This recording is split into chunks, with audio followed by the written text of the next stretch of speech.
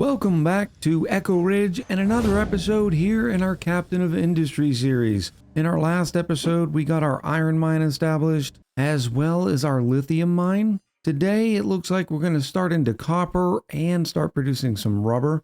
Rubber's not going to be too big of a deal at all. I think we started that business last time. Over here in our diesel facility, we have diesel. We're waiting for some coal. If we go look at our inventory, you can see we are definitely hurting on some coal, and that's because we have so many uses for it, starting with the blast furnace, which is running pretty much flat out, and that requires 12 coal every 60 seconds. Well, our coal maker is only producing 7.5 coal every 60 seconds, so that is not good. But instead of adding another coal maker and wasting a lot of that wood, over here is a beautiful source of a bunch of coal. So why don't we just start mining it directly? Which means we will need a new excavator, so I'll queue one of those up. The excavator will need a couple of pickups. Now, I don't love the distance from where we are, but it's still better than the very manual process of turning all that wood into coal. We can mine it directly. So we'll start with another ore sorting facility. I think this is good right here. I'll add a mine control tower. And now all we have to do is wait for our excavator. Looks like we finished the rubber. Collect that reward. Now it's on to copper production. Oh no. If I have to start mining copper as well, I'm going to need another excavator and another pair of pickups. We're doing okay with vehicle parts, sitting at 222. But I think I want to add a couple more things to our collection of graphs here. We can do that by clicking the button in the bottom left, and while we can click on any sort of material, even ones we don't have pinned, and it'll show us the history, we can also sort of organize it the way we want. I don't need to keep track of cement, so I unpinned it, but I do want to keep track of our mechanical parts, and then once I have them over there, I can also move these things around so it's in an order that makes more sense to me. I think diesel's very important, so I'm going to put it right under the potatoes. Yeah, this ought to be good here. Zoom out to take a big look at our opening areas so I can find the copper. And it looks like the only place that has copper is right there, at least that we have access to right now. You can see there's a lot of copper further along on the map, but right now this is going to have to do it, which is once again pretty far away. It's okay, that's why we have our awesome trucks. I'm going to try to make it as close as possible, so I'm going to put the ore sorter right over here. Our mine control, we can start with it right here. Oh, that reminds me. I've been looking at the diesel situation. You'll notice right now, our ore excavator's got to go all the way from here to the diesel pickup over here. And excavators don't move as fast as normal pickup trucks. So I figured an easier way to do this until we unlock some future tech is going to be putting a fuel point by each mine. I'm also going to wait for this one to be finished. That way, when I copy it, it'll copy with all the settings. I'm going to say diesel, and then I'm going to tell the trucks to keep this full if there is less than 100 diesel in there. And now that I have that set, I can highlight over it, hit C, and place some fuel points on our other mines, starting with our copper.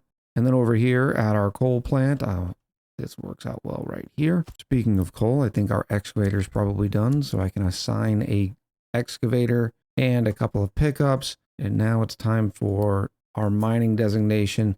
I don't really care too much about this. I'm just going to strip mine all of it. Eventually, we'll probably have to dig deeper into the earth. But to start off with, we're just going to level the area. So just like this. Give me all the coal. And then we need to go to our ore sorting plant. We'll select coal. There's probably dirt and rock in there as well. And that doesn't take long at all. And now every truckload is giving us 20 coal. Compare that to the coal maker, and it takes almost 3 minutes to do that and requires wood. So I'm now going to pause the coal maker. I also want to make sure our diesel plant is set up correctly. Oh, good. I wanted to make sure that trucks cannot bring diesel from the other tanks over into this one. And it is set correctly by saying trucks cannot import cargo, but they can export it. Beautiful. Everything's going so smooth and nice. Our next excavator is complete. So way over here, over by our copper mine, I can now assign an excavator and a couple of pickup trucks. I'll need to remind myself where the copper is over in this area. There's very little copper over here. Of course, there's some right there, but we'll end up sorting through all that trash anyways. But it looks like to start with, we will end up getting a bunch of dirt and rock. But I will set it up something like that. That should be enough copper for a while. Copper ore, dirt, and rock. In anticipation of some of that copper ore coming in, it is time to build a blast furnace with metal casters. We know how to do that already. On Saturday, I did complete the tutorial in my Learning Ridge series. In anticipation of that, I am going to set these up a little bit better this time. A little smokestack right there. Shows me how tight I can make the metal casters. I'll add one right there and then one right next to it. And then our molten channels. We go over to the blast furnace and I need to get rid of these recipes. That's what happens when you copy it from somewhere else on the map. And I'm going to say copper scrap first, even though we don't have any copper scrap. And then copper ore. And then on our metal casters, we need to make sure that the recipe for the impure copper is set and ready. How are we doing on the copper over here? Not very well. We're still getting nothing but dirt and everything. This was the trade-off I had to make by going in through here. I could have put the whole facility over here a little bit more just to get the copper going, but this isn't a big deal, and apparently there might be some right there. And remember, we're still taking all that dirt and rock and applying it to our wonderful ramp here. One of the disadvantages of going a little bit faster than the tutorial as far as the excavators and probably our coal facility, we may have expanded a little too quick. We now don't have enough workers. Remember, our coal plant here requires 6 at the ore sorting and then 1 for each of the trucks. So that's 9 more workers. I wonder if when I pause the coal maker, if these 2 people are working here. No workers assigned at this moment. So when it is paused, no workers are here. In fact, I can probably get rid of the coal maker, huh? I guess we'll keep it there for just in cases. So I suppose it is time to unpause the beacon and get some more folks in here. We do have housing free for about 72. In fact, I think I want to move some of this around a little bit because the way it is right now, I'd only be able to put next housing here. I couldn't put it here because it's uneven. I could put them there if I move the vehicle depot around, which by the way, it is taking up 6 of my workers. So if I paused, we're now at a positive 2. In fact, I'll go ahead and deconstruct that. I'm going to deconstruct our maintenance. Actually, I'm not going to deconstruct the maintenance building until I get another one going. How about we move all of this over here a little bit? Here we go. That'll look kind of nice. And by moving those buildings, I can also move our food market and the waste collection. And now, when I do need to expand housing, I'll have spots here, here, and here. Ooh la la, some refugees came in. And as the standard, they came in with some loot. We received some copper, some rubber, some iron scrap, and some more diesel. But more importantly for our uses, we got 14 more workers. I'm going to keep the beacon on for just a little bit longer, but in anticipation of running out of the housing, I am going to add another one. Oh, our research is in the way. Looks like I'm moving and deleting these too. Now, when you deconstruct buildings, you do get some construction parts back.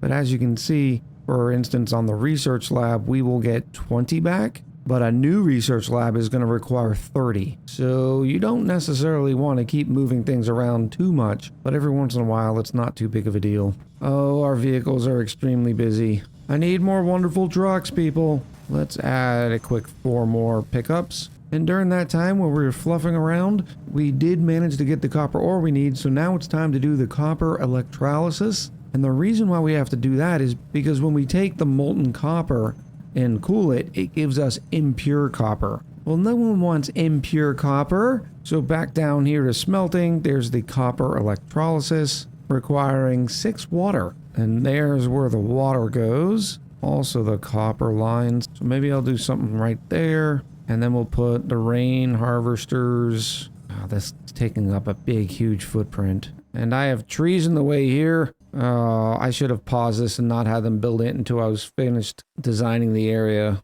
I do not love how this looks. Well, time to waste some more construction parts. Eventually, we'll be able to do away with these rain harvesters when we get access to a groundwater pump. But for now, this is our lot in life. I'm going to put one here and one here. Put the electrolysis here, and now we need to connect with a bunch of pipes. And there we go. Remember, each one of these pipe runs does require construction parts.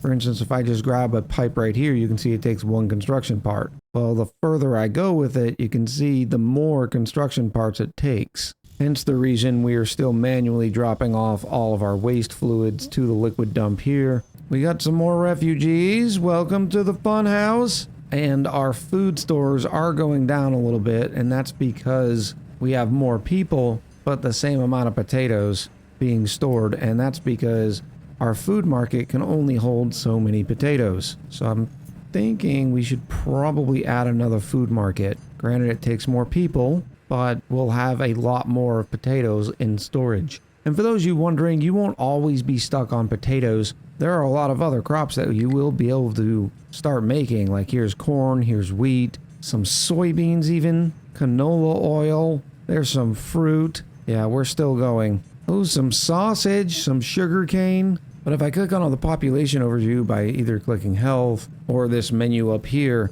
you can see our health is influenced by many factors, to include the sentence at the bottom, clean water, healthcare, and food variety. So I am looking forward to getting into some more crops other than just potatoes. Another 14 refugees have come with the typical gifts. We love to see it. And right now, our rainwater harvesters have done their job. This harvester still has 4 water. This one is out, but our electrolysis machine has the 6 water it requires to turn impure copper into the regular copper. But what it's missing is enough copper plates. And I think that's just because we are still waiting for some more of that ore. And the excavator is starting to pick some of them up. That truck had 11 ore in it. This one already has 6. Not a lot, but that's fine. We don't need a lot of copper right now. There we go. The smokestacks are lit, which means we are starting to produce more copper. Here comes the molten being poured. Beautiful. So we'll have our 10 clean copper plates here real soon. More refugees have arrived. I probably need to pause that beacon again. Yeah, I'll wait a little longer. It only takes one person to work it and 80 kilowatts. But the disadvantage of bringing in more refugees, while it does give us a lot more workers, it does impact our Unity growth. You can see having the beacon activated is -1 to Unity. Now, as soon as I deactivate the beacon, we'll regain the Unity, and it'll go back up to 1.51 every 60 seconds. And we'll probably see next episode the impact of that, because the more Unity you have, the more edicts you can put in sort of setting the direction for your industrial complex. Copper production is finished. We get our little reward here, and because I did the coal beforehand, we've automatically completed it. More goodies, and now it's time to go back into research with Construction 2. Construction 2, and the comments were kind enough to let me know that I can just double click it to queue it up instead of going all the way over here. And there we go. No lab available. I'll be right back. Right now, our one lab is giving us 3 research every 60 seconds. Not too shabby. I think I would like it to go a little bit faster, but it does take 6 people. So let's throw down another one, and I will put it right here. While I wait for that research, I am pausing the kiln here. While I love the fact that we're able to produce our concrete slabs out of the limestone, I still haven't been able to get rid of the abandoned communication site that is still holding 244 concrete. And I'm sure I'm not going to forget to unpause it, but for now, I'd rather use all this concrete up. We have 410 sitting on the island, and that's because we also have some in our shipyard. So if you start to see the concrete get low, yell at me. We're also out of wood, which we don't have a huge requirement for it, but it seems smart to have a backstock and also have places for all these tree excavators to put all the logs. And the great thing about unit storage is it does not require anybody to actually work here. So I'm going to add one for trees. There's more refugees, 18 this time, although they brought less goodies. We're up to 82 available workers and 60 free houses. I am going to pause the beacon, and there is our one Unity back. Over here in our storage, I just need to select wood, and there goes our wonderful pickup trucks. And look at this. I've managed to raise the volume high enough so we can hear the truck sounds. Vroom vroom. Construction 2 is finished, and it's time to build construction parts 2. But in order to do that, we need another new assembler. So I think I'll just put one right here, and then I'll set the recipes to construction parts 2. Now notice 3 construction parts 2 require 6 construction parts 1s and some electronics. I am going to slide my construction parts 2 right under number 1, and I need to keep an eye on these materials because now that we're going to be using more construction parts in the creation of construction parts 2, it's going to require more iron, more wood, and more concrete. Now, things like vehicle parts require mechanical parts and electronics, and if you notice, our mechanical parts have not been doing great lately. But part of that reason is just because of how much this one can store. We're only creating 6 per. The building itself can only hold 40. And we'll eventually have a unit storage just for these, but I'm going to wait until we get into some automation before I change all that up. That's going to happen next episode, I believe. You'll also notice that with the completion of Construction Part 2, the research, we now have access to the Advanced Assembler. Additionally, you don't have to build them right out. You can upgrade your existing assemblers, which I'm going to do to one of these. That way we can highlight the difference. You notice the little upgrade symbols appearing, letting the trucks know, hey, bring some materials over here. Upgrading it does require 18 construction parts too. We also get to collect our reward for completing that step. And now that this assembler has completed its upgrade first, I do love the new animation of the upgraded building. You can see the materials being constructed on the belts, whereas in this one it happens all internally. But I wanted to highlight the difference between the two buildings. We're still creating construction parts, but with the original, it was requiring 4.5 iron, 4.5 wood, and 6 concrete to give us 6 construction parts. Now, we double the requirements and produce double the construction parts, but it only requires 6 workers instead of 4 workers. It does double the amount of power required as well, though, and now this assembler does require maintenance, whereas previously the assembler 1 did not. So more materials, quicker, for more power, but only 50% increase in workforce, which seems like a pretty good deal. In this episode, we got our copper mine online. We're now producing coal. In fact, we already have a backstock of 240 coal. We got our copper industry online, and we reworked our housing area. In our next episode, we're going to be upgrading our industrial complex even more by introducing a lot of automation. Oh, it looks like I'm also going to have to remember to put in another dump site because we're almost finished with this one. I hope you're still enjoying this series, and I'm looking forward to reading what you think in the comments below. And until next time, much love, happy gaming, and I'll talk to you soon.